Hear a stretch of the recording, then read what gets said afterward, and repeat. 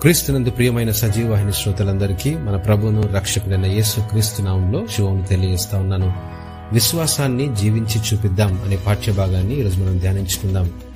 అయితే ఒకడు, నీకు విశ్వాసం ఉన్నది, నాకు క్రియలున్నవి, క్రియలు లేకుండా నీ విశ్వాసం నాకు కనపరచుము, నేను నా క్రియల చేత నా విశ్వాసము నీకు కనబరుతునని చెప్పెను. ఈ మాటలు యాకోబు రాసిన పత్రిక 2వ అధ్యాయం 18వ వచనంలో మనం గమనించగలం. ఒక పేద కుటుంబంలోని చిన్న బిడ్డకు అకస్మాత్తుగా జ్వరం మొదలైంది.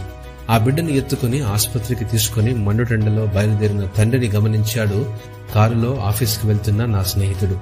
రోజు వారిని గమనిస్తూ ఆ వైపే వెళుతున్న అతనికి వీరికి ఏదో సమస్య కలిగిందని గమనించిన నా స్నేహితుడు తన కారును ఆపి వారిని ఎక్కించుకొని సకాలంలో ఆసుపత్రికి చేర్చాడు.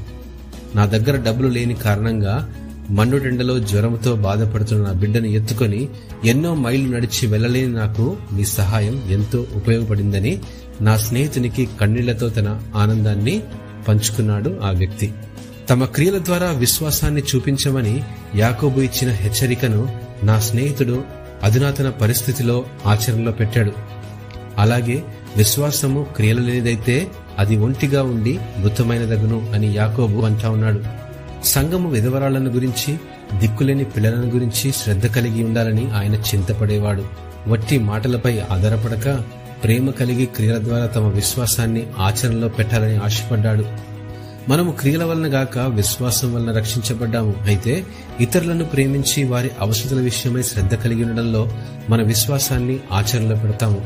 కారులో ఎక్కించుకున్న నా స్నేహితుని వలె ఈ లోకంలో కలిసి ప్రయాణం చేస్తూ ఉన్నప్పుడు మన సహాయం అవసరమైనటువంటి వారు ఉన్నారేమోనని గమనిక కలిగించాలని ప్రభు పేరిట మిమ్మల్ని కోరుతూ ఉన్నాను.